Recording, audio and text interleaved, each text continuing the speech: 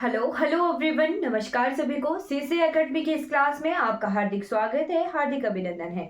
आज मैं लेके आई हूँ हिमाचल प्रदेश की नदियों का नेक्स्ट चैप्टर, जो कि लास्ट मेजर रिवर यानी मुख्य नदी हिमाचल प्रदेश की हमारी कवर करने को रह गई है, वो हम आज की क्लास में कवर करेंगे।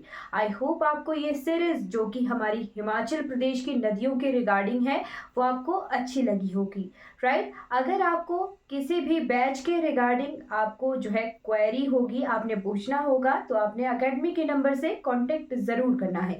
चलिए आज की क्लास में हम जो है रिवर यमुना के बारे में पढ़ लेते हैं, जो कि हिमाचल प्रदेश की सबसे छोटी नदी है लंबाई के हिसाब से। ठीक है, यमुना लिखिएगा।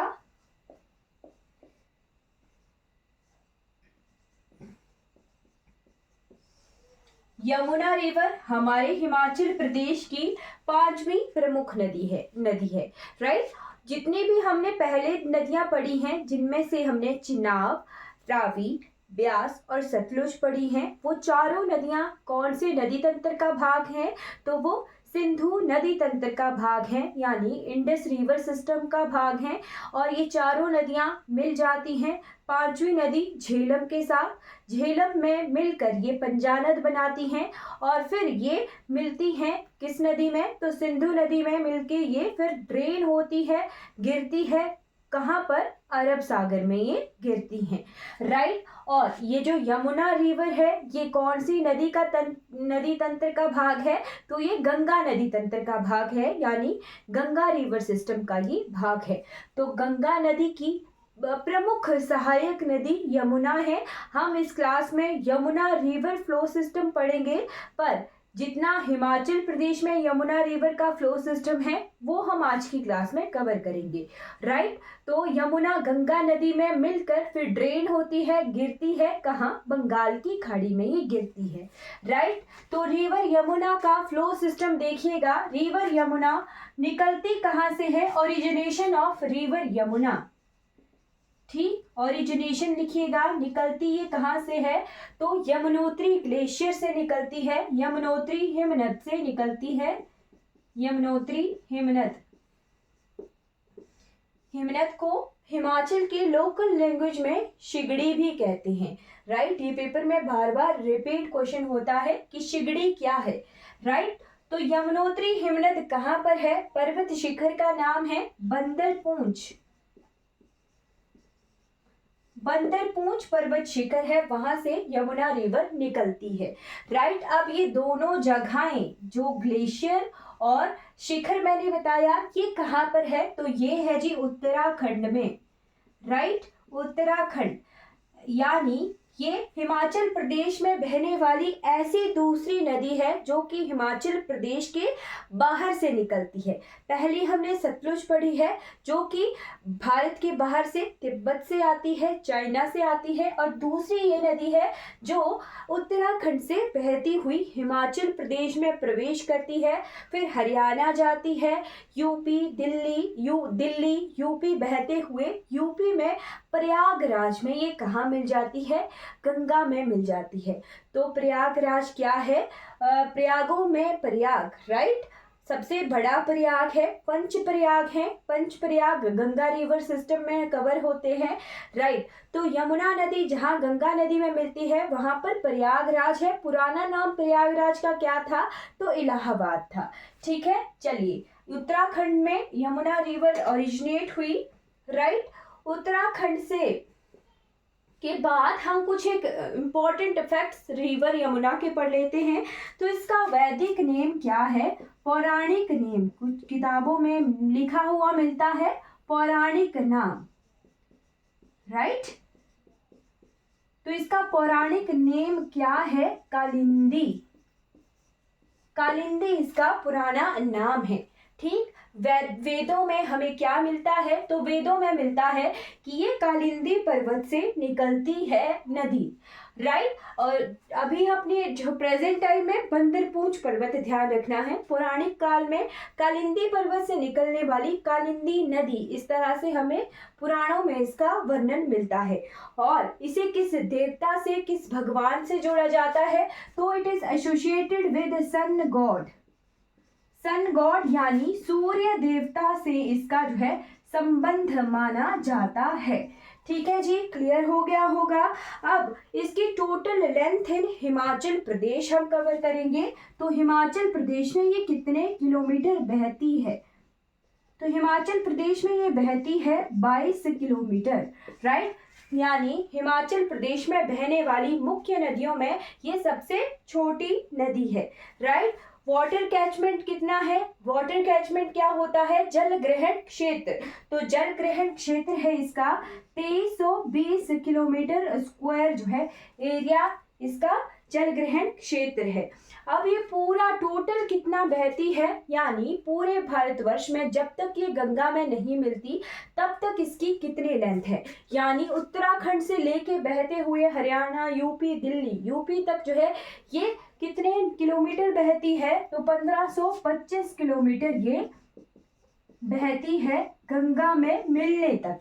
उसमें से 22 किलोमीटर ये हिमाचल प्रदेश में बहती है। तो आई होप आपने इतनी इंफॉर्मेशन जो है कवर कर ली होगी। अब आते हैं यमुना रिवर के फ्लो सिस्टम को देखते हैं, राइट। उसको हम मैप पर ड्रॉ करेंगे। तो मैप आपको पहचानना आना चाहिए। हिमाचल प्रदेश के नक्शे का थोड़ा सा भाग मैंने इस बोर्ड पर ड्रॉ किया है, देखिए। ये कौन कौन से जिले हैं? तो ये किन्नौर है, ये शिमला है, ये हमारे सोलन है और ये सिरमौर है, right. 22 kilometre river system flow Yamuna का कहाँ पर है? तो यहाँ ये जगह है, ये, ठीक है। ये इस बॉर्डर पर ये बहती है 22 किलोमीटर, यहां से लेके यहां तक, ठीक। तो आपने नोट करना है ये पोर्शन किसका है, कौन से राज्य का है? उत्तराखंड का है। यानी यमुनोत्री कहाँ पर है? बंदरपूंछ पर्वत पर, राइट। तो बंदरपूंछ पर्वत के यमुनोत्री हिमनद से निकली कौन सी नदी? यमुना नदी। उत्तराखंड में बहते हुए ये सिरमौर के इस जगह एंटर करती है हिमाचल प्रदेश में। तो ये कौन सी जगह है? जगह का नाम आपने नोट करना है।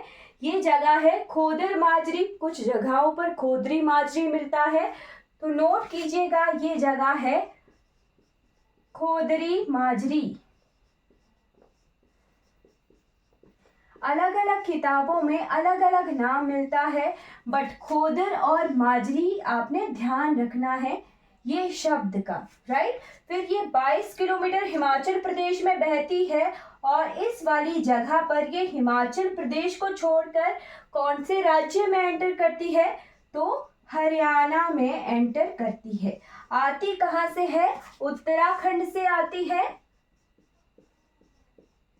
ठीक। उत्तराखंड से बहती हुई आती है, हरियाणा में एंटर कर जाती है, हरियाणा से एनसीआर दिल्ली वाले क्षेत्र में बहते हुए फिर ये वापसी की तरफ जाती है और उत्तर प्रदेश में गंगा नदी में मिलती है प्रयागराज में। आई होप क्लियर हो गया होगा। अब यमुना की महत्वपूर्ण सहायक नदियां हम देखेंगे, राइट। तो सबसे इंपॉर्टेंट है टोंस नदी। टोंस नदी क्यों इंपॉर्टेंट है? क्योंकि हिमाचल प्रदेश के रोहडू वाले क्षेत्र में चांसल पर्वत से आती है पब्बर नदी, है ना। तो देखिएगा टोंस नदी कैसे बनी, राइट। यहाँ ये जो क्षेत्र है, ये वाला क्षेत्र, ये है डोडरा खवार छुआरू वाला क्षेत्र, ठीक है। यहाँ छुआरू है, इस तरफ को डोडरा खवार चांसल वाला क्षेत्र है, राइट। किन्नौर से ये सीमा बनाते हैं, राइट। तो यहाँ पर इस क्षेत्र में मिलती है एक नदी जिसका नाम है रूपी। रूपी किस तरह से बहती है? इस तरह से ये बॉर्डर पर बहती है, फिर इस तरह से ये मिल जाती है वापस उत्तराखंड में ही। रूपिन और सुपिन दो धाराएं हैं। रूपिन और सुपिन दो धाराओं को मिलकर बनी एक नदी जिसका नाम है टोंस। कौन सी? टोंस नदी, राइट। तो टोंस नदी इस तरह से बहती है, ठीक। आई होप क्लियर हो गया होगा, ठीक है, राइट। ये टोंस नदी इस तरह से बहती है, कि बॉर्डर बॉर्डर पर बहेगी, बॉर्डर बॉर्डर पर, यहाँ बॉर्डर बॉर्डर पर बहेगी, ठीक ठीक ठीक है। फिर ऐसे मिल जाएगी किसमें, यमुना में, ठीक है। क्लियर हो गया होगा। तो कहाँ पर ये मिलती है यमुना में, ये जगह है कलसी। ये क्वेश्चन आता है कि टोंस नदी यमुना में कहाँ मिलती है, तो कलसी में मिलती है टोंस नदी यमुना में, राइट। फिर उसके बाद कुछ और सहायक नदियां हमने देखनी है। तो और सहायक नदियों में सबसे इंपॉर्टेंट निकलती है कौन सी, पब्बर नदी, जो कि रोहड़ू वाले क्षेत्र, जुब्बल वाले क्षेत्र में बहती है, राइट। तो यहाँ पर है चंद्रनाहन झील। चंद्रनाहन झील कहाँ पर है, चांशल चोटी पर है, वहां से निकलती है पब्बर नदी, राइट, पब्बर नदी। और पब्बर नदी डायरेक्टली यमुना में नहीं मिलती है, ये मिलती है टोंस में, राइट, ये टोंस में मिलती है। टोंस में मिलने के बाद ये कलसी में, यमुना में मिलती है, राइट। तो ये कौन सी थी, पब्बर।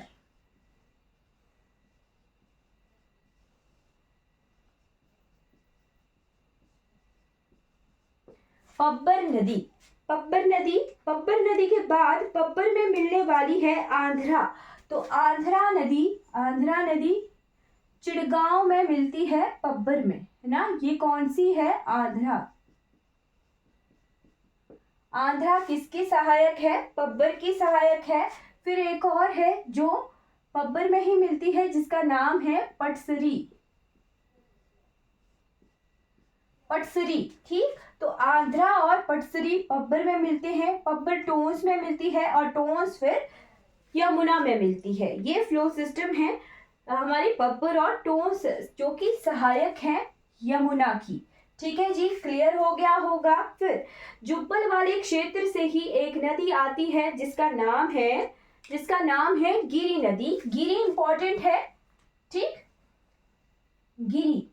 तो कहाँ से, जुब्बल क्षेत्र से, जुब्बल में है एक चोटी जिसका नाम है कूपर चोटी, ठीक। कूपर पीक आप लिखिएगा, कूपर चोटी, ये पेपर में बार बार क्वेश्चन आता है। कूपर चोटी से निकलती है एक नदी जिसका नाम है गिरी, राइट, गिरी। ये गिरी थोड़ी देर सोलन सिरमौर के बॉर्डर पर बहती है, ठीक। फिर सिरमौर और में एंटर करने के बाद ये सिरमौर को दो भागों में काटते हुए मिल जाती है यमुना में, राइट। तो इस तरह से फ्लो सिस्टम है। कौन सी नदी है ये, गिरी नदी है, ठीक है जी, गिरी है, गिरी। अब ये दो भागों में काटती है, गिरी आर और गिरी पार। आर और पार में ये काटती है सिरमौर को, ठीक है। सिसगिरी और ट्रांसगिरी इस तरह से कहते हैं, सिसगिरी और ट्रांसगिरी में काटती है गिरी नदी यमुना सिरमौर को, ठीक। कहाँ पर ये मिलती है, तो ये पौंटा साहिब के पास है, मुकामपुर जगह, जहां पर ये यमुना में मिलती है गिरी। अब गिरी की एक और सहायक है जो इसमें मिलती है राइट की तरफ से, जिसका नाम है जलाल, राइट। तो जलाल किसकी सहायक है, गिरी की सहायक है, राइट। फिर उसके बाद एक इंपॉर्टेंट हम पढ़ते हैं अश्विनी खड्ड, जो कि शिमला से आती है, सोलन में बहती है, और सोलन में ही ये गिरी में मिल जाती है। कौन सी है ये, अश्विनी खड्ड।